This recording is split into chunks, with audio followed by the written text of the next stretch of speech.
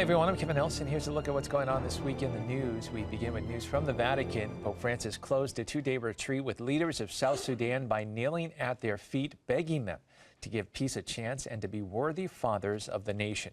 The Pope said the purpose of the retreat was to stand together before God and to discern his will. Pope Francis concluded the two-day spiritual retreat for peace in South Sudan. The two culprits of war participated, President Salva Kiir and his former vice president, Riek Machar. The retreat was an idea of the leader of the Anglican Church, Archbishop of Canterbury, Justin Welby. He was also present at the retreat with the two leaders in conflict. The Pope offered his house, Santa Marta, as the venue for this meeting, which sought to go beyond a purely diplomatic dimension. Part of South Sudan's future transitional government and members of the Council of Churches from the country also participated. Without breaking the atmosphere of recollection, Pope Francis took the floor. He recalled that the first duty of a ruler is to protect peace. Cari fratelli e sorelle, non dimentichiamo che a noi, leader politici e religiosi, Dio ha affidato il compito di essere guide del suo popolo. Ci ha affidato molto e proprio per questo richiederà da noi molto di più. He regretfully admitted before the politicians that those who have suffered the most from the civil war are the people. Since 2013, it's been devastating the youngest nation in the world. Therefore, he insisted that peace is still possible. To reach it, he welcomed forgiveness and overcoming differences.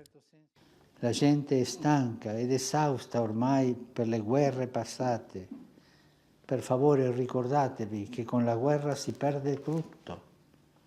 La vostra gente oggi brama un futuro migliore che passa attraverso la riconciliazione e la pace.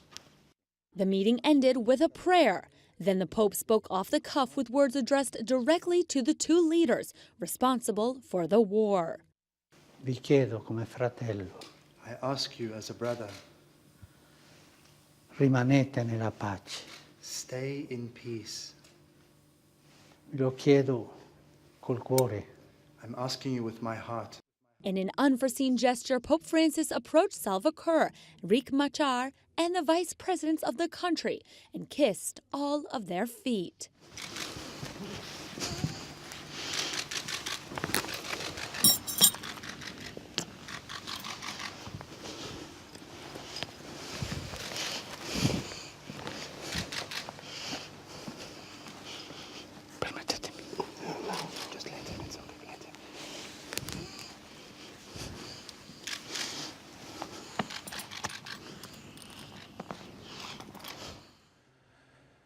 Looking now at news from Rome, retired Pope Benedict XVI has released an article outlining some of his thoughts on the clergy's sexual abuse crisis and what must be done.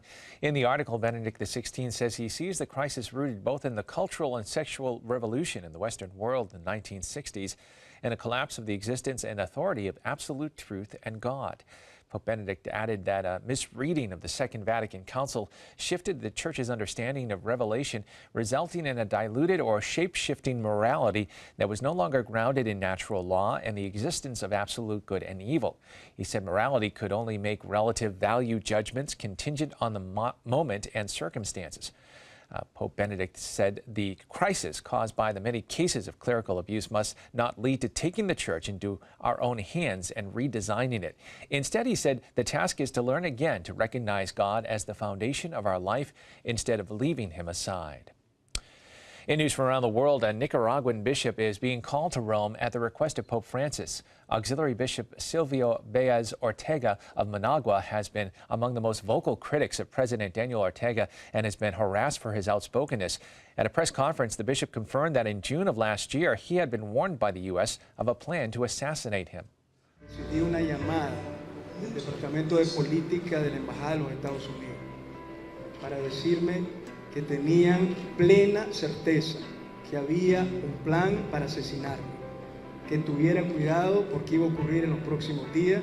Incluso me dijeron en dónde podía ser, cómo podían estar vestidos los que iban a ejecutar tal acción y que tomaran mis precauciones.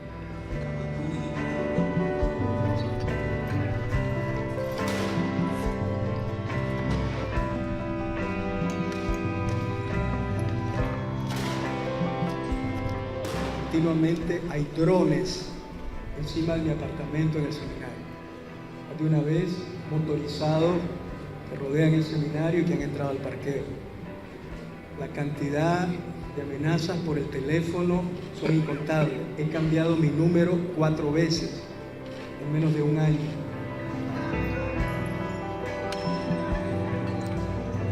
Esta decisión de que yo abandone Nicaragua es una responsabilidad del Santo Padre Francisco. Él es el último responsable de esta decisión. Me aseguró que es una decisión suya, en último término, y yo le aseguré a él desde el principio mi total obediencia y fidelidad.